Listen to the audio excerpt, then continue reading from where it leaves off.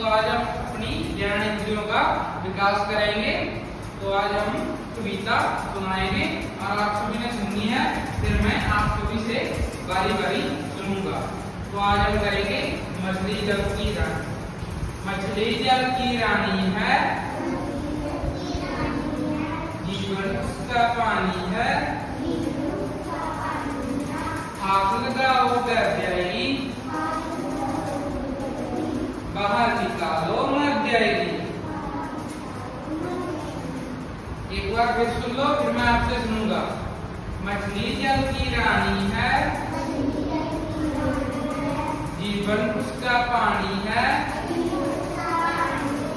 हाथ लगाओ डर जाएगी, बाहर निकालो मर जाएगी। ठीक है, तो आ जाओ, आप आ जाओ।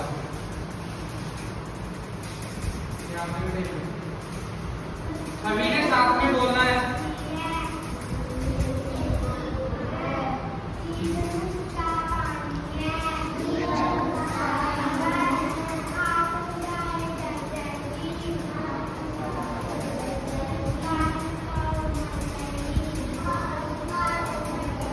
वेरी गुड, चलो आ जाओ सुनिए।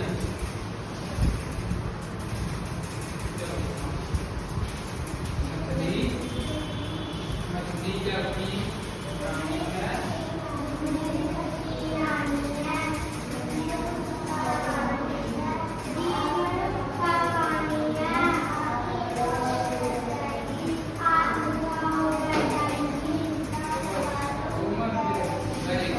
बोले तो सारे।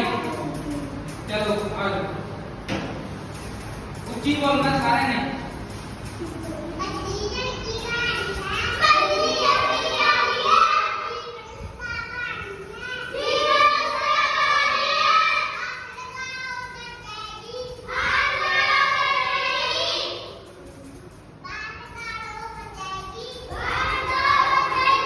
वेरी गुड, चलो आ जाओ भाई।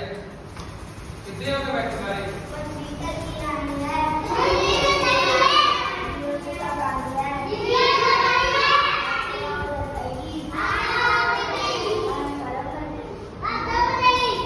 वेरी गुड, बैठो। आ जाओ तुम्हारे।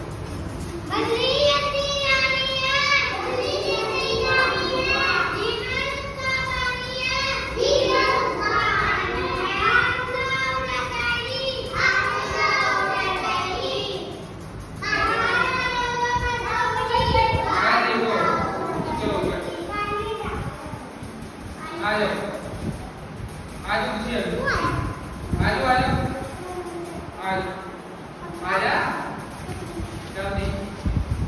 कोई बात उधर मुंगा के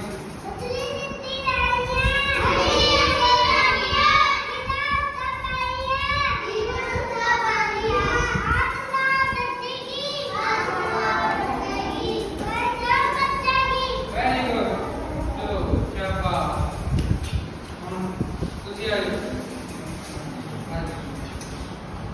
और कौन सा होगा? आज तुम्हारा और कविता आती है कोई? चलो सुना, तुम बाकी बैठो।